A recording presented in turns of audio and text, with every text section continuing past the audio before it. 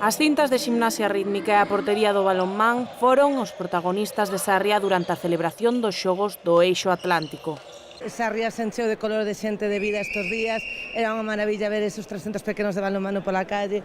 Estas actuacións de ximnasia rítmica, a verdad que mereceu moitísima pena todo o esforzo que fixo a xente para poder que isto fora posible. Unha semana na que os esforzos dos máis pequenos tiveron que triplicarse para alcanzar os seus obxectivos e superar os rivais. Aínda que a ilusión pode con todo. Veñen encantadas, emocionadas, e como se fose, vamos, un campeonato olímpico. E máis, se se trata de unha afección. Encanta a gimnasia, é unha cousa que bailar e facer os movimentos é unha cousa que forma parte da miña vida xa. Que é a miña pasión, dende que xogo dos 5 anos, a miña pasión.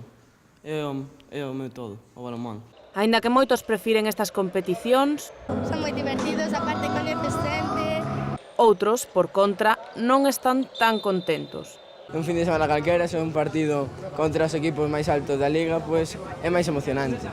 Para Sarria, isto foi máis que un mero evento deportivo, xa que axudou a darse a coñecer gracias á visita destes pequenos e ás súas familias.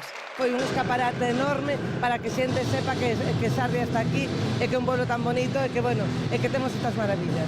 5 días despois de dar comezo, Sarria volve á normalidade, pero faino con novos embaixadores en Galicia e Portugal.